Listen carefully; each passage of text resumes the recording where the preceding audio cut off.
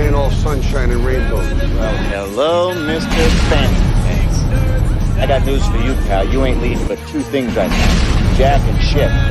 Jack left town. Maybe I am insane. And maybe it's time for you to find out how insane I am. Yeah. I can kill everyone in this case? Sorry. By the power of Grayskull. Angrygeeks, you stop right there! Are you ready?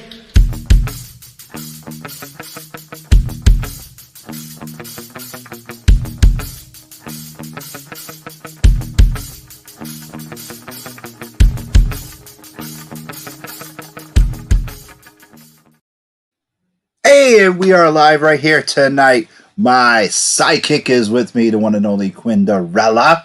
See, she doesn't like to be. You don't like to be called co-host, so no longer will it be co-host. From this day forth, it will be called sidekick. Sidekick was just creative, I thought. I know. Look at that. It was creativity. all right. Anyway, so how was your weekend? Grand Estate. How did you have fun? My weekend was fantastic. Mm-hmm. We went up to New Hampshire GraniteCon. Yeah, you knew everybody missed me. Probably not because they saw you, right?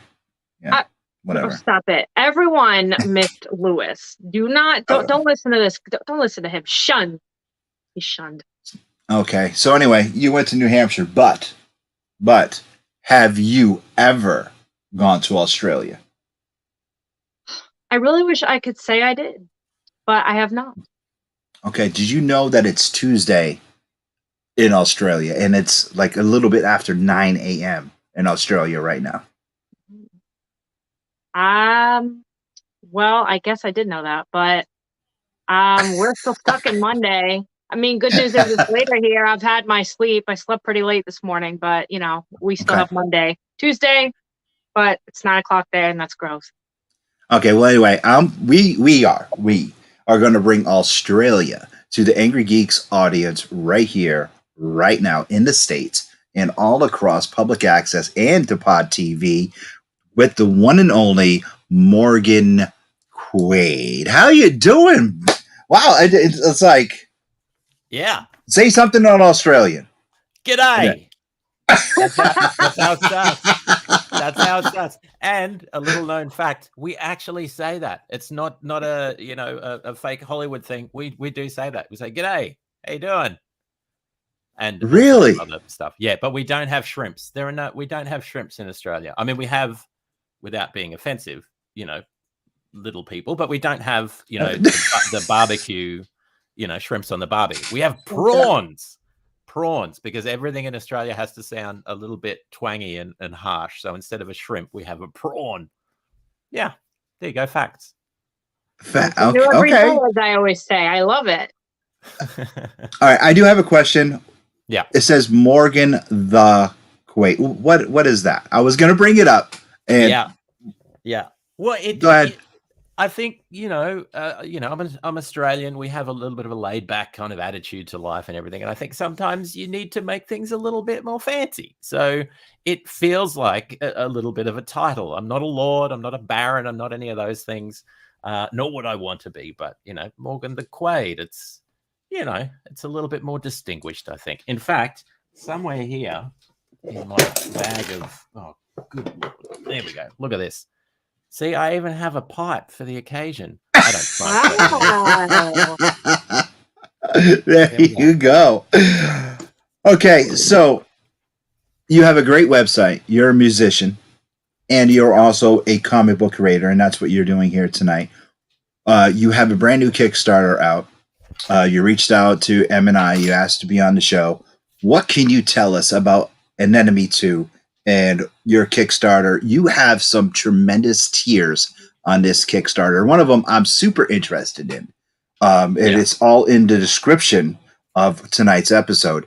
But what can you tell us about the book? And then let's get into the tiers. Okay, so I'll start with the first thing I did by mistake, which is called it Enmity, which is incredibly hard to pronounce, particularly when you see it because your brain doesn't do the right thing. Yeah, so apologies to the world for that. The way that I remember it is just forget the E and just go N and then Mitty. Enmity. Anyway, sorry, it does make Enmity. me giggle a bit, but I get it wrong sometimes myself. So the story is fairly simple. Essentially, it's the story about a young girl, a 16-year-old girl, wandering the post-apocalyptic world, searching for her deadbeat dad. Her mother has died, and her mother's last dying wish was, find your father, you need to find your father. So it's this kind of story about this girl sort of traveling. The slight issue with that is that her father happens to be Lucifer. And the apocalypse was caused by Lucifer because effectively he'd been doing the same thing for thousands of years, so bored with his job. And he just thought, I'm done. I'm out. That's it. I'm out. No more. I'm not going to keep balance by whispering in the ears of, evil men and, causing war and all that sort of stuff. I'm just sick and tired of it. So he quits, goes on a bender, drinks, does the whole thing. And as a result, this young girl named Daisy is born. And then 15 years later, she's trying to find her deadbeat dad / Lucifer. And that's essentially the story. Yeah. This is all a shared universe too, from what I was reading. Am I correct in that? Yeah. So, and this is where when you get, so we're up to the second issue in the main story, and there's a few spin-off issues and stuff like that. The problem with that, I realized too late, is it kind of gives stuff away, because the first issue, you're all focused on Daisy and her journey and all this sort of stuff. But then you realize that, oh, okay, well, there's now a graphic novel attached to that with this girl called Kira. It's called Kira Burns, and it's a kind of a side issue story with hers. And then there's another one called Raven Running, which is about a girl named Raven. And they all seem to kind of meet. And so for anyone reading between the lines, there's more than one daughter of Lucifer. And they're all kind of heading towards the same spot. As things get progressively worse and worse, and you have angels that have fallen and become these sort of demonic, mockeries of what they used to be, and then you have the traditional angels and all this. So everything is coming to a head, and then you have these effectively teenage girls caught up in the middle of it, starting to discover who they are and who their father is and what that means and all that sort of stuff. Yeah, so it's all connected. And if you find a point of connection that I haven't written about, it was definitely on purpose. It wasn't a mistake. They're all connected. That story it just sounds amazing. We have some fan emails. Steven's jumping in. Quindy. Did you see that? Yes, Quindarelli. Yeah, Quindarelli. Where did the concept come from? I mean, did you have a dream? That's what I want to hear. I want to hear someone. I after all the artists and creators that we talk to, whether it be at a convention or here on the show, I want someone to say, "I was sleeping. I woke up from a dream and started writing. This is where it came from." And I have yet to hear that answer. Where did this come from? In a sideways kind of way, I'm going to give you your wish, not for this project. So unfortunately for Enmity, it didn't come from a dream, but I'm writing an indie film at the moment called A Blood Moon Rising. So it's it's Old West werewolves, kind of that sort of thing. I kid you not, the central struggle of the story, that came to me in a dream. Never happened before. I woke up, it was clear as crystal, wrote that out. Fantastic. Enmity, though, that was a little bit more of a different story. So I, long time ago, when I was young and had hair, was studying theology and ancient Hebrew and ancient Greek and all these sort of things. And I was absolutely besotted with Hebrew stories and narratives and those sorts of things. And one of the things that I really liked was this idea of the adversary. So the book of Job and a few other places that talks about the adversary, who is what became the kind of Satan figure later on. But earlier in the history, this character is more like a prosecutor in a court of law. So his job is to keep people honest. So, is that really what God said? Is that, so that whole thing. So I love that idea of the devil not necessarily being the opposite of God, but effectively working for him and doing a job. And then, at the time I was, of course, working a very boring day job. And I love the idea of this mythical, all-powerful, well, not all-powerful, but very powerful sort of creature just being so bored with his job and so sick of it. And can an angel even quit? Is that even an option? Can you just sort of go, I don't want to do this anymore. I just want to do pottery or something like that. And so that's where the idea came from initially. Then I started writing, started working with a few artists on a few things. And I just thought it doesn't go anywhere. After that point, after the guy quits, there's just nothing happens. So that's when the idea of Daisy came out, and the more sort of father-daughter struggle, which gives it a little bit more emotional heart and drive, I suppose. But yeah, that's where it came from. All right. Now, you do your own art in this, correct? Or is somebody else? No, I do. I will show you what happens if I do my own art. I get other artists to do it. If I do, this is an homage to a friend of mine, Spedsy, who has a character called Sluggish. Hey, you drew me. No. That's the best I can do, and that is copying off Rob Lyle, Spedsy, who does a series called Sluggish. Great series about depression and all that sort of stuff, and through a slug. Yeah, so no, I don't draw. I write and do everything else, but the artwork I leave to the people that are good at it. Okay, the artwork for Enmity is. Did I say it right? Close. Okay, is just beautiful. Do you use the same? We'll bring some more up really quick. Very first. Hey, Thomas, how are you, my friend? Let's bring some of this up. That's just amazing. Mm-hmm. Who did this piece right here? Who did this one? So an artist named David, and I'm going to get his surname because I totally know his surname. So the good thing about this sort of running a Kickstarter is you get to just pester all the artists that you know to say, hey, can you do a cover, or can you do this, or can you do that? So Dave was one that I reached out to. I'm working on another project with him, and I said, can you just do a cover for me? And he said, yeah, I'll do a cover. And this is what came out, and it's just a beautiful, beautiful piece of work. So I was so happy with it. David Gallart is his surname, Argentinian. How long does that usually take something like that? How long did that take him? Like that particular one, would you say? Well, this, for all the artists listening, this is going to be probably not nice to hear. He sent that over in under a day, a couple of hours. He heard it. He heard about it. I sent him a thing, and I said, because we were just starting to work on another project. And I said, would you be interested? And he said, yeah, let me have a think. And then a couple of hours later, he sends that through, and I thought, oh, you've had a think. It's worked well. Very good. He sure did. Yeah. So, I mean, it's not always that quick. That was also, at the start of a relationship with an artist as well. They're keen to impress and, show their goods and all that sort of stuff, which is great. So, but yeah, he was amazing. Yeah.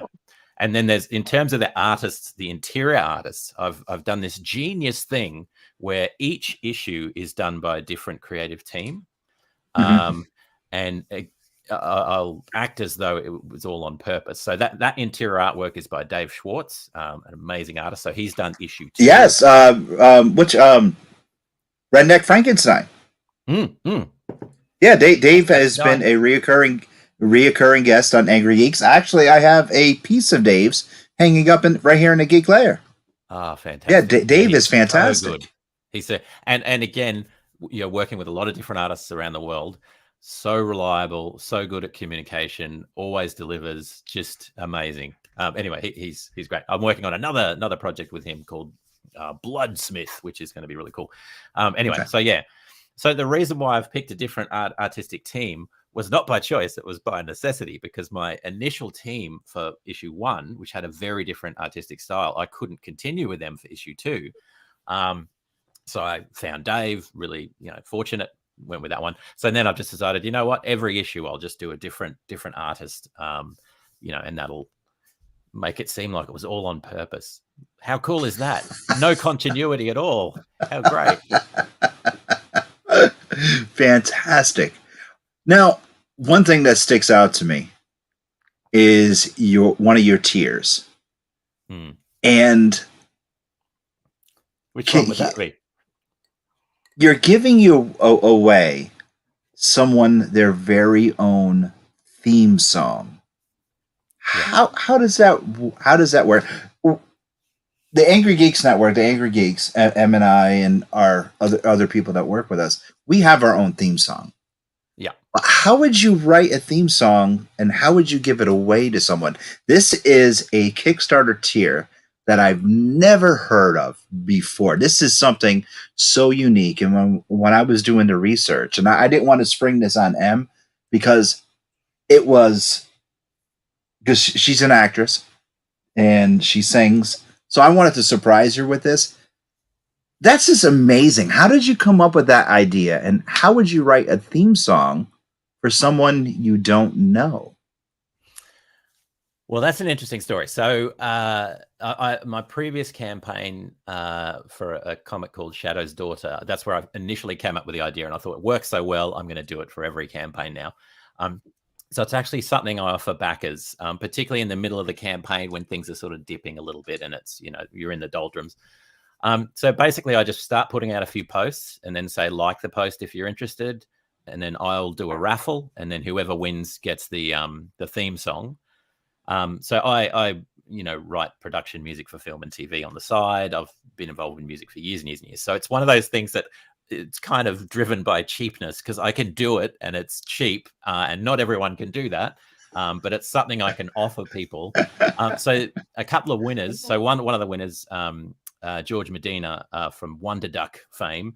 I did for his series Wonder Duck, I did a theme song with quacks and everything for his whole thing.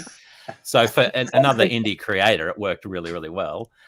There's a lady that won in the last campaign as well, and she does like presentations and things like that, and speeches and stuff. So she just uses it as her intro music, like her hype music when she walks into a room, which is really cool. So I just say, what sort of style do you want and all the rest of it, and then just build it out, and away we go. So yeah, it's just a way to give people something a bit more interesting and fun that I can do. It just makes it a bit more unique and a bit more fun. When I saw that, I was like sold. I was like, that is friggin' cool. Also, you do with your other books, you have soundtracks. Yeah. Everywhere. Yeah. Mark May, he does soundtracks for his books. I thought he was the only one, and then you bust out with it. That's just amazing as well. So thanks, man. Yeah. It's cheap. It's how to offer something extra to people for something that doesn't cost me much, other than time and ingenious creative energy and all that sort of stuff. But I do it for everything. Anything that I do, I have a soundtrack with it. I ages ago I released a book, 9 years ago I released a book, series of short stories with some artwork, and a series of an album with tracks. So the idea is you listen to this track while you're reading this short story and all that sort of stuff. It was a little bit ahead of its time, and I didn't think that you would actually need to promote something that you put out there, so no one saw it. But anyway, I thought the idea was kind of cool, and just kept doing it ever since. But it's also just being cheap and trying to. It works, and you're having fun. Like, why not? Yeah, exactly. Next, you're gonna have to make music videos for these. You know what I mean? That's the next thing. Well, okay. So if you scroll right down to the bottom of the campaign, this is a first. I've not done this before. I have a short film, a short horror spoof film that I'm doing. Ooh. 5 lucky backers are going to be able to be part of that as actors in the thing. All you need is a webcam or a phone, and your and a stuffed animal of some kind, and you have to sort of see the thing to kind of see what it is. But yeah, okay. Actually, so I'll send you a link, because I think it's on the okay, it's on the campaign. So there we go. I've just shot you a link. It's all right. The bottom. But yeah. Hold on one second. Here we go. Right here. Yeah, that's the one. Okay. And you said all the way down at the bottom. There's a lot there. Oh, and also, printed in the US and Australia. So for US backers, you don't have to worry about the postage coming all the way across the sea, because that would make me very sad. and everything.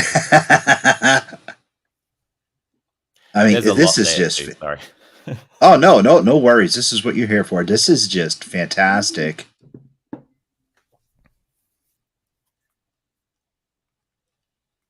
I mean, this is beautiful.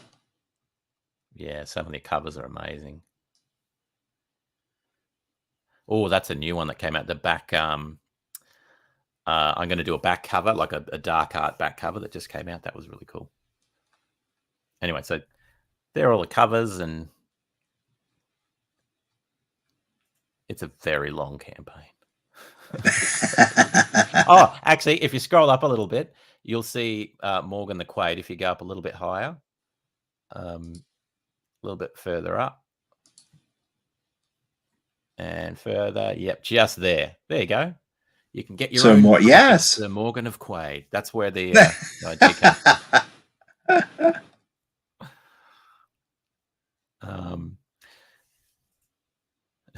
Yeah, you can also get yourself drawn as a post-apocalyptic survivor. Okay. Kind of fun. I want to see. Let's see. So it's right down the bottom. That's the soundtrack. So there's a soundtrack to the thing, and that's right here. Ever star in your own film. Okay. So right here? Yeah. All right, let's see.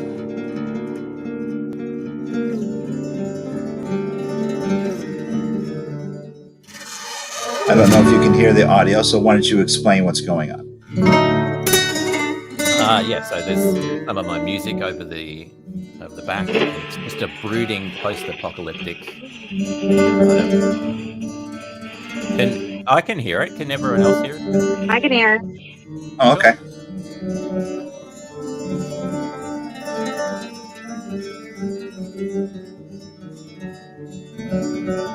Drama. It's been 3 weeks since the sky fell. 3 weeks, and almost everyone is dead. We've got food, water, a little medicine, but it's tough.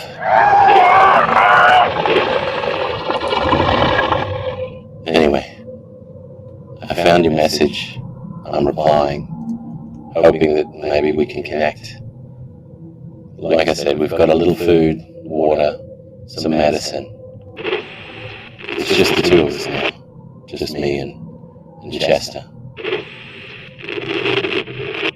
Say hello. He's shy. It's been tough on him. It's been tough on both of us. Anyway, if you get this message, post a reply. I'll see if we can connect. There are others out there that have survived. Morgan out.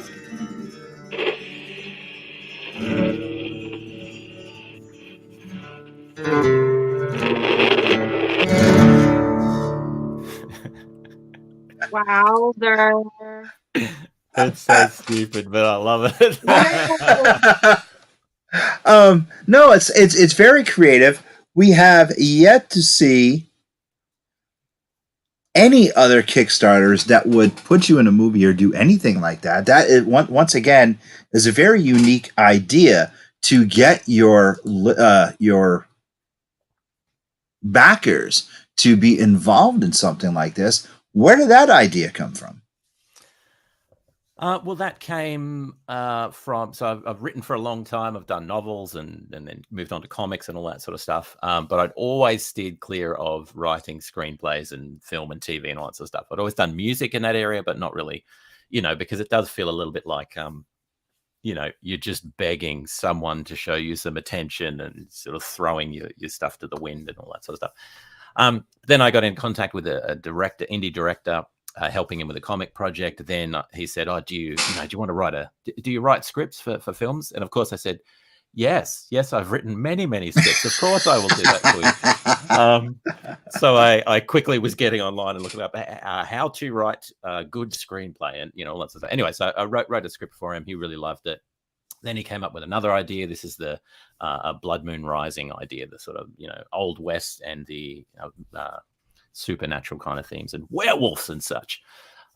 So he said, "Oh, do you want to do this?" And I started writing. And so the whole time, he's already got actors lined up. He's got a director of photography. He's got the whole thing. So I'm starting to sort of peek into this other world and thinking, wow, it's just so fun to write a thing that is going to be on screen in some, some way. And I thought, well, why don't I do that? Because it's also, we've all got webcams now. We're all set up to do this sort of thing. You could do something really quick and easy, edit it together, put a bit of brooding music, add some effects and all that sort of stuff. And then a very, very simple, very loose, very stupid plot sort of landed in my head. And I thought, okay, I know where this is going to end. All I need is a couple of people in the middle to do a bit of, impromptu acting, and then away we go. It's not going to show in any competitions or anything. It's just for fun, but it's like, it's great, for people that like that sort of thing. I think it'd be lots of fun. All right. How long is the Kickstarter going for? It's another 20 days from today. So it's been a pretty long campaign, but yeah, so another 20 days. And how close are we? Well, so this is one where I've already paid for all the artwork. That's all done. So most of my campaigns, I have a very small amount that you need to get. So it funded on the first day, and just sort of goes on from there. So I never really want funding to be an issue. It's more like I just want to get it in as many hands as possible, which the downside of that is you don't always get the money that you'd hope you would get to recoup costs and all that sort of stuff. But the good side is people can be sure they're going to get the book and it's going to get to them and all that sort of stuff. So, okay, is this funded. Okay, great, fantastic. Will your universe or would this book be available here in the States, or could we only get them online? Are they going to be available in comic shops? We do have a lot of Angrygeeks approved comic shops here in the States. If one of these shops want to get some of your books and put them on the stands, are they going to be available, or could they become available? They could definitely become available. So I haven't signed Enmity to anyone yet. It's under my own brand, which is called Super Serious Comics. But yeah, so I haven't signed it with anyone yet. I'm wanting to get to sort of the next phase, which will be a combined book one or omnibus one, and then the next series of comics, and then I'll start potentially shopping it around to publishers and seeing who's interested and that sort of stuff. But in the meantime, yeah, anyone wants it, get in touch, contact me if there's bookstores that want to do that. I'm happy to work with anyone. I'm happy to just do anything, anytime. Get it out there. There is no pride involved whatsoever. All right, we're going to take 30 seconds for our first sponsor break, and when we come back, I'm going to give the mic over to Quinderella, because I've been doing a lot of talking, and it's time for her to step up and do her job. So within 30 seconds or less, we'll be right back with more of Morgan the Quaid. Square Collectibles, 39 Wedgwood Drive, Suite 232, inside Slater Mill Mall. Pokemon every Saturday mornings. Become a Pokemon Master. Magic the Gathering every Friday night. Comics, toys, vinyls, diecast, and more. Find your inner hero at CH Square Collectibles. Proud sponsor of the Angry Geeks show. I saw you laughing. I was trying to make you laugh. I was trying to make her laugh. As you always and the mic. do, and you usually succeed, in all fairness. So good job. Good job. And the mic is all yours. Well, there's something that I was wondering was making me laugh, and you were laughing too. So the little clip you just showed us, which I gotta say, that was awesome. At the end, your little friend there. So, I mean, I am a huge horror fan. Like, anyone who knows me will tell you that. So honestly, the concept of that, was that supposed to be comical, or was that legit supposed to be someone who just you know, just lost their marbles and were legit like, oh, I am like down in like a bomb shelter and this is my friend. I've been here for like 2 years. Everyone in the world is gone. So this is, you know, my sock puppet's my hand, like is my best friend, that kind of thing. Yeah. Honestly, I was waiting to see what the backers would say about which way we go with it. So it's pretty much open to whoever the next person is that sends something in, which I think next week I'm going to, or in the next few days, I'm going to start putting the call out. Yeah, as to whether, is this a seriously dark, you know, we shouldn't be laughing at this sort of thing, or is it, you know, this is a world where, you know, stuffed animals and puppets and things are real and are part of life. Though I will say it does have a comically dark end to the story arc that involves puppets, of course. But yeah, I'm not sure. It depends what comes in and how. The only instructions I'm giving to backers is play it straight. Play it like you really, this is real. You believe it. That, you know, all that sort of stuff. So we'll see. My gut feeling is it'll end up being a bit more, you know, spoofy comedy sort of thing. But we'll see. If someone comes in and they really just deliver and it's, you know, gritting drama sort of stuff, then I might have to rethink things a bit. And yeah, so it'll just basically end up how your people here deliver it, basically. Yeah, that'll dictate the tone. And then off the back of that, I'll try and stitch it together in a way that makes sense. And yeah, we'll see what we end up with. It could be anything. I bet it'll be great. So, you know, I see all your cool instruments in the back there and, you know, you play the music and stuff, and that's awesome. So what is your, you know, just getting a little bit, you know, I'm asking the different kind of question. Me and Lewis ask very different kinds of questions here, but he'll jump in anytime. But that's why I'm the sidekick. It's contrasting. Yeah. She's the mature one. I definitely would say that. Absolutely. So this will be a double question here. What's your favorite music to listen to, and what's your favorite music to actually play? Oh, this is a weird one because they're different. Yeah. So my favorite music to listen to, almost unashamedly, is your Jamiroquai style semi-disco 90s, you know, kind of stuff, as well as a lot of new indie, you know, everything. I like their stuff, and, you know, those sorts of indie bands that are out now, that most of whom I don't even remember the name. I just have, you know, have them coming in my direction. But the what I like to play is anything with a Latin vibe, anything with a Spanish guitar. I have a very, very beautiful Spanish guitar, but it's hidden away where it can't get damaged. So anything with that sort of vibe, and anything with a minor key and brooding and that sort of stuff, I love. The unfortunate thing is, for film and TV, very rarely do they want that sort of stuff. They want the, you know, happy kind of, you know, let's dance and sing, advertising jingle sort of stuff. But yeah, I love the dark stuff. It's just so much fun.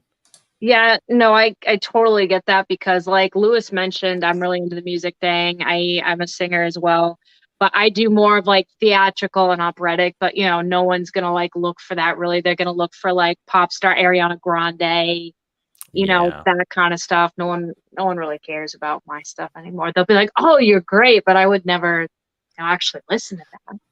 Can we use it to sell a car? That's the question. Yeah, that's a very good way to put it. I really, really like that, actually.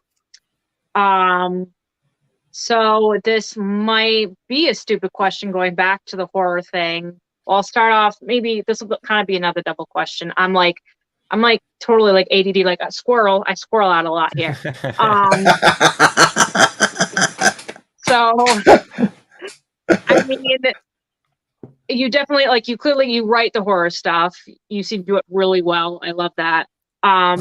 So would you say that you're a fan of watching it a lot then? No. So okay. Yeah. So I resisted the title of horror writer for a long time, because I honestly didn't think I wrote horror.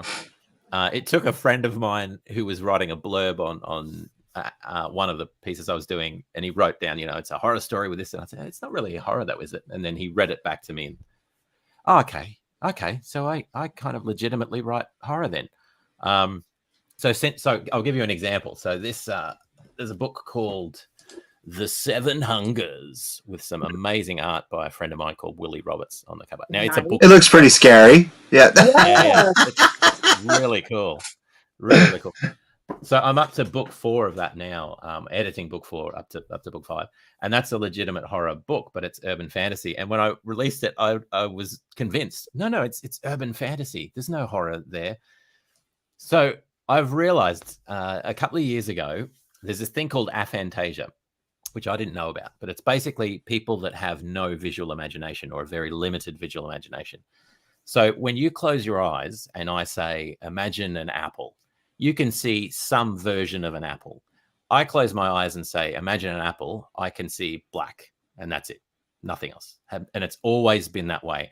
And I had for years not realized that that's not the norm, that most people can actually imagine stuff. I just thought people were being figurative when they said, imagine this. Well, I can't imagine anything. So anyway, apparently this is a thing, and affects around, there's about 2%, 3% of the population that have a version of this. But it really struck me when I realized this, because I thought, well, this explains why I'm so bad at math. Maybe to some degree. I can't visualize the numbers. It's because, I feel like so many, because I, of course, also try to be more on the creative side. Creative people, math is just, since it's not a necessity, I just feel like our brains just don't care. We can't hold on to it. Yeah, it just kind of falls away. It's like our minds are sponges, and it's just, we bring math out like right away. It's just, forget about it. Yeah. Right down the drain. I know it's important, but I don't want it in my head. So one of the things that I realized was because I'm wired this way, I'll write a fairly gruesome or graphic scene, and I won't see any of it as I'm writing it. So I don't really feel it in that guttural sort of sense. Whereas I read someone that did a review on the second book said, it was a great book. It was really good, but I had to stop reading at a certain point because some of it takes place underwater. It was quite claustrophobic. And she said, I just couldn't deal with that because of memories from my own life and all that sort of stuff. And I'm just thinking, really that? And then another review said, some really gruesome things. And I thought, but there's not really, it's flesh-eating monsters that kind of devour things and become part of the human body. And there's a bit of that, but it's not really. Then I realized it's because I don't see any of it. Whereas when I watch a horror film, I see everything, and it just, I can't be dealing with it, and I won't sleep for weeks. And so ironically, I don't watch a lot of horror. Certainly not the kind of that sort of, or blood and guts, that sort of stuff. I do like the genre or crossover genres that have horror elements. I love that sort of stuff. Anything with a sci-fi kind of vibe. But yeah, I just can't be doing it. I'm a little bit weak when it comes to that, apparently. But I am a horror writer, apparently. Clearly different. I mean, but I think that's really cool what you said about, the woman just being like, you definitely give people, and I, as, someone who's a big reader, I find it, the only time I'll find some story or something, like I'll find it bad when I'll have to go back and read several chapters again and again because I don't get the clear picture. I'm like, what the heck is happening right now? This person did not give me a clear image. Even though that woman said she wanted to stop writing it, clearly you gave such an amazing image. You practically put her in the story. And to me, that is what makes it just a fantastic story, in my opinion. So that's awesome. And I think maybe that's part of because I was wondering, does having aphantasia, has that been a negative thing? But I think part of the reason why I strive to make things so clear in my mind is because I can't picture it. So I'm trying to do that, and hopefully that works with readers, that they can kind of see the, They can No. smell the viscera rising up from the depths of the, decaying corpses and such. It's not. Let's just say for the It's like viewers, there's a dead body listeners, right in the living room. Everyone's got skeletons in their closet, right? exactly. But there's also heart and romance and other stuff going. It's not. I don't want to paint a picture that it's just gory monsters, devouring No, one another. clearly. Oh boy. Gaboing. Oh boy. Okay. This week's question of the week is once again brought to you by Alternate Universe in New Haven and Milford. Stop in, say hi to Eric and the gang, and make sure you tell them you found them on the Angry Geek Show because they are Angry Geeks approved. This week's question of the week. Morgan, since you are our guest, you go first, then Quinderella, and then myself. And if you are listening and want to chime in, if the comments are working, please join in. This week's question actually fits in with the horror element. Ooh. If vampires cannot see their reflection, why is their hair always so tidy? Once again, this week's question. If vampires cannot see their reflection, why is their hair always so tidy? Morgan! Great question. Great question. This is why I come on things like this, because I need more questions like this. Normal day life, people don't ask you this sort of stuff, and they should. It's a great question. All right. So my answer is going to have something to do with necrosis and the process of being dead but undead and all of that sort of stuff.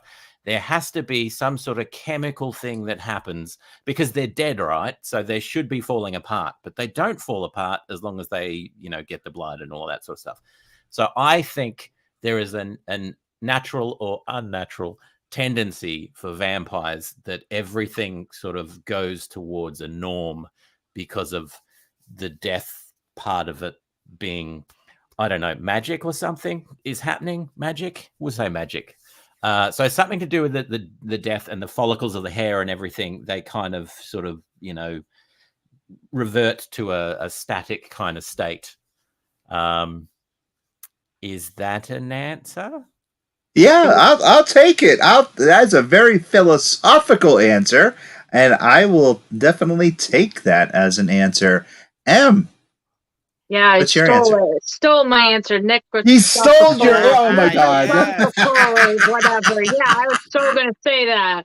I have a couple. Actually, interestingly enough, that blood has such those good vitamins in there for that hair. It's just natural. Like, you know what I mean? It's got the natural hair vitamins in there. They don't even have to worry about it. And we, as humans, we get the bedhead. They don't sleep in the bed, so they sleep in the coffin. There's no such thing as coffin head. So they get the vitamins. They don't get the bedhead. Yeah. They're fine. Yeah. Okay, I will get that. I no such thing as bedhead. They got that's. Oh my god! I just heard thunder. That's perfect. That's fantastic. I like that one, Em. That definitely redeemed yourself from last week's answer. It's Chris Heber comes in. And he says super cuts. Chris says super cuts.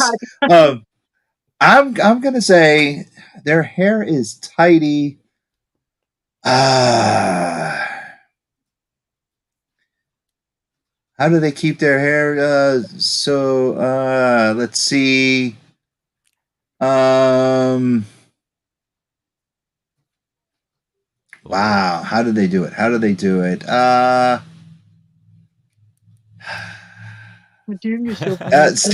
Steven says wigs. Very good.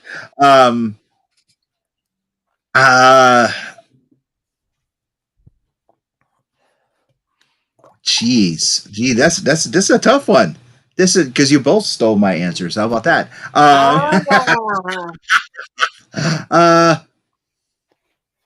They look at a picture of Tom Cruise from Interview with a Vampire. There we go. Yeah. And then model themselves after that. Then model themselves. Yeah. Yeah. Tom Cruise and Brad Pitt. They put their pictures up or Bela Lugosi. That's what they do. Last week's question was stupid. I'm going to award Quinderello with 5 points this week for a very creative question by saying no bedhead, and Morgan will get 5 points for very philosophical stuff, and I'm going to get 0 points because you guys both stole my question. And Steven comes in with another question saying they promised the victim, them won't kill them if they clean them up first, then eat them up anyway. Oh, okay. Well, thank you, Steven. And this week we do have once again from Blood, Sweat, and Tears Wrestling, Lucas Chase will be defending his championship against J.D. Drake at Road to Success on November 18th at 7:30 p.m. is the bell time. Doors open at 6:30 p.m. Tickets are $20 and kids are just $10. Make sure you go there. Faces and Heels will be there. The Angrygeeks will be there at the YMCA, 750 Central Avenue in Bridgeport, Connecticut. This is brought to you by Alternate Universe LLC, Milford in New Haven. Blood, Sweat, and Tears, proud sponsor of the Angrygeeks show. Morgan. Hello. Hello. How are you? I hope you're having fun tonight right here on the Angrygeeks. And, well, Nick comes in. Nick is answering the question. He says, genetics. Either you're Castlevania Dracula or you have Don Knotts' hair. Thank you, Nick. That's question very seriously. Yes, I know. Yeah. It's not even no, this is warm up for Halloween. They are, for sure. Current projects, we have, of course, Enmity. Did I say it right? Enmity. I know you can't say it either. Shadow's Daughter. You have 9 issues and counting. You have so many. Blood Below, issues 1 through 4. The Seven Hungers, which you have just shown. That is available on Amazon. That is not a comic. That is an actual book. The latest books, The Blood Below, is that a graphic novel or is that a paperback? It's a paperback that will have a combined version down the track. So I think my next Kickstarter campaign will probably feature that one because it is radical. If the kids are still saying that, it's really cool. Okay, Shadow's Daughter, is that still a Kickstarter as well or no? So that's not a Kickstarter. There will be a Kickstarter early next year on the next version of that. But anyone that backs this campaign can add the print versions to their to the tier if they want. So it's still available with the Enmity campaign. And there's six issues, 2 color, 2 full color, and the rest are black and white spin-offs. And it is my most popular thing that's out there. And I do not know why. It is really cool. It is really cool, but I wouldn't have picked it for the one that just flies. But it is. People love. They cannot get enough of the Shadow's Daughter. Okay, now is that available in the States? Or, I mean, obviously we can get that through online and through your website. It's also on the Amazon or Comixology or any of those other places. And you can get it in at the moment just in digital, but the print is going to come out, I think, next year for all of those books. Okay, Comixology. Comixology Unlimited or just regular Comixology? Yes. Yeah. I don't know. So that one's published through Marcosia. So it's whatever arrangement they have sorted out. Okay, I'm going to check right now for those of you that have Comixology Unlimited. Let's just see if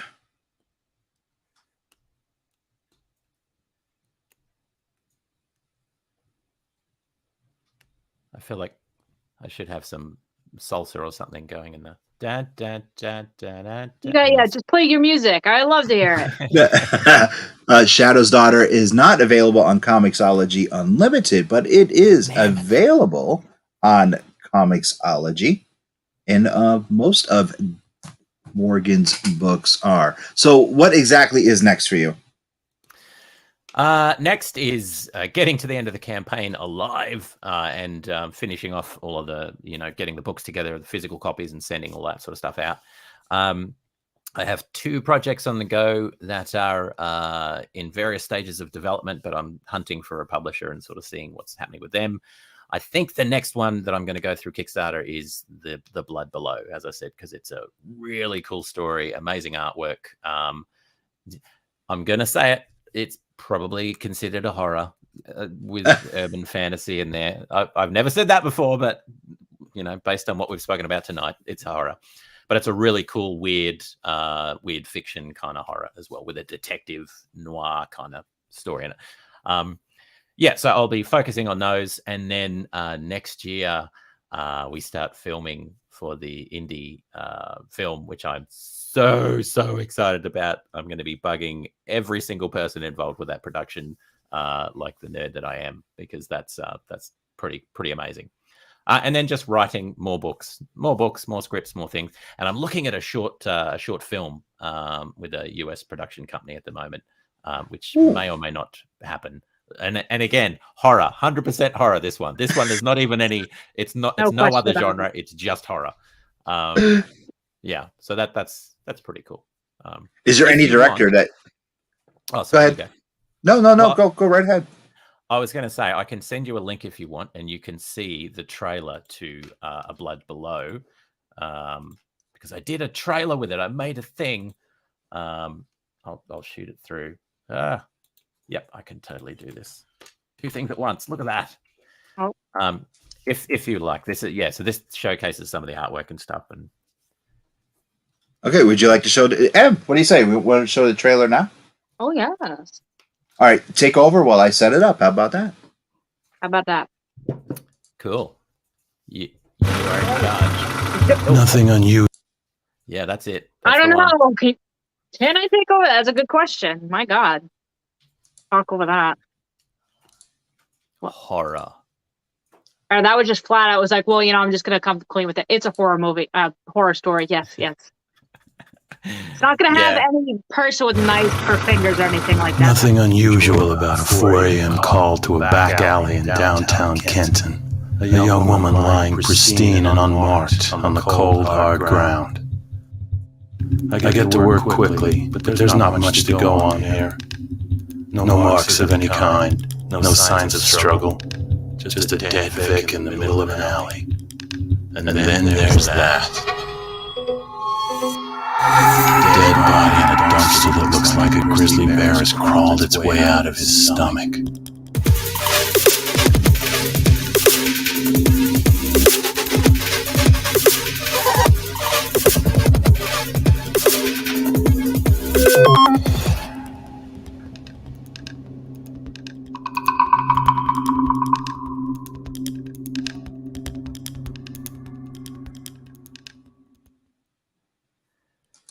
Horror. Chills, stuff. man.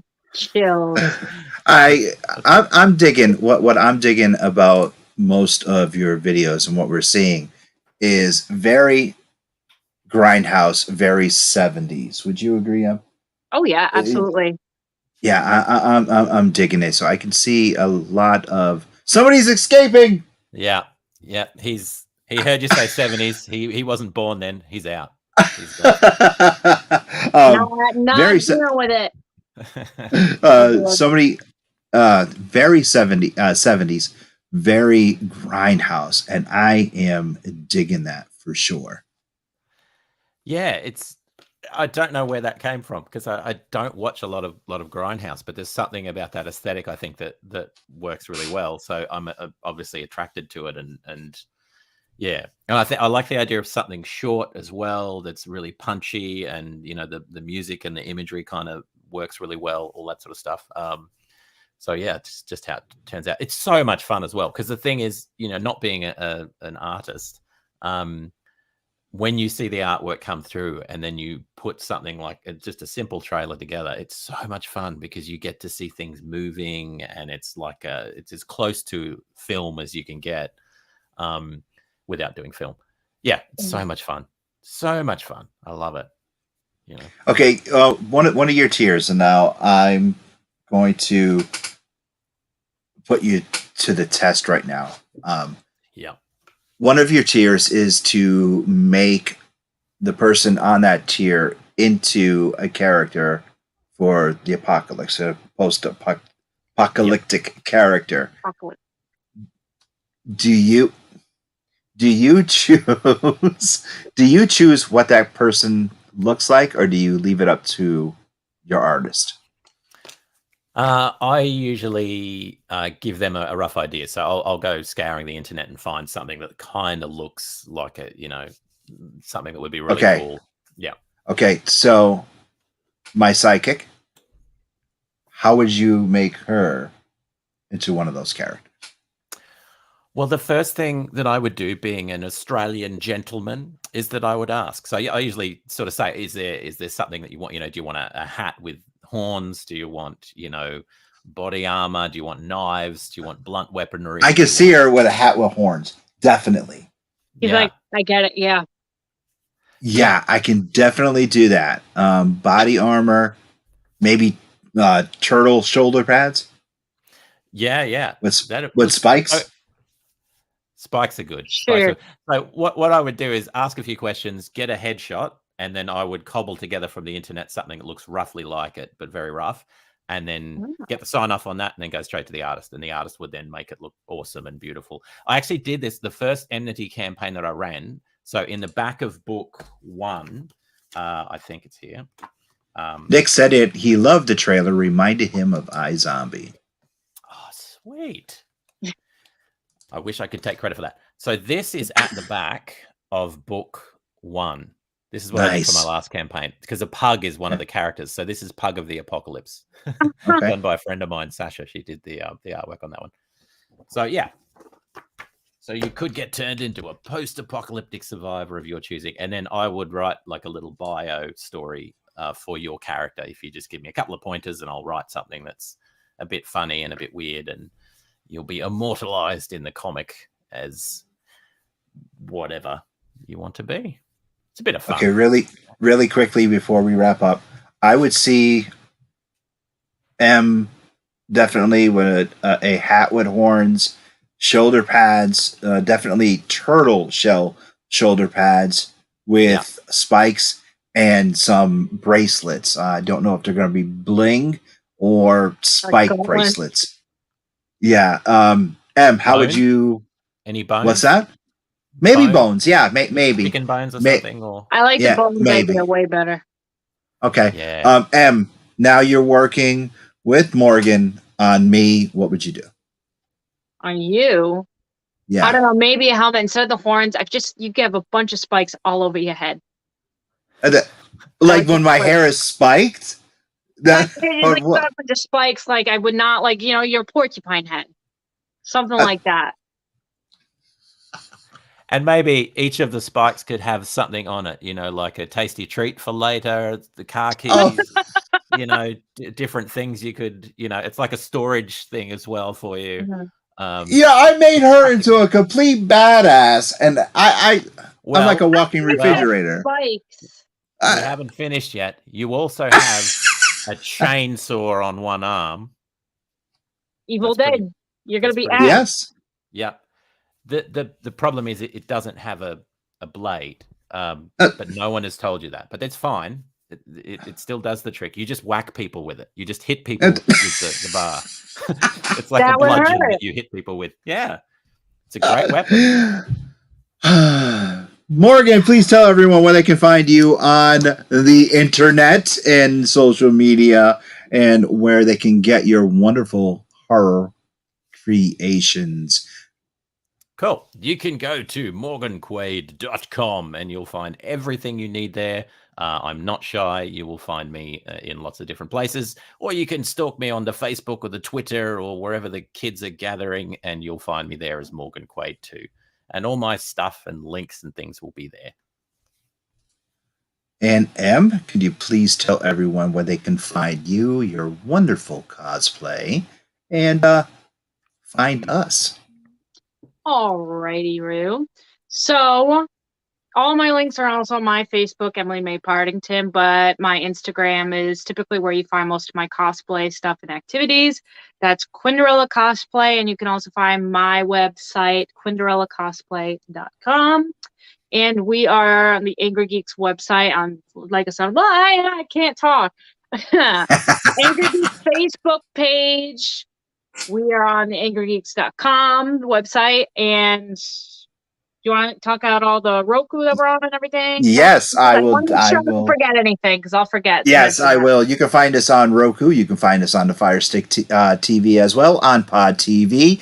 And if you're on the go and you want to listen to us because you can't watch us, just go to wherever your favorite podcasts are found: Stitcher, iTunes, iHeartRadio, Amazon Music, and all that stuff. Wherever, as Morgan just said, wherever the kids go and hang out, wherever your favorite podcasts are found, just search Angrygeeks, the Angrygeeks Network, and you will find all our great shows. And we got more shows coming up too, so just beware, and you'll find us. I'm Lewis.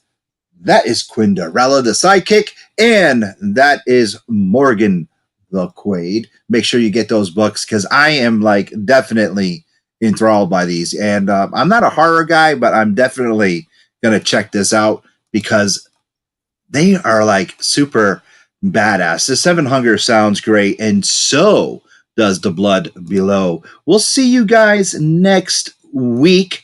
We are definitely going to have some killer guests coming up because of October. See what I did there? Killer guests. And M actually booked her very own first guest. So that's going to be coming up pretty soon. We'll see you guys soon. Bye.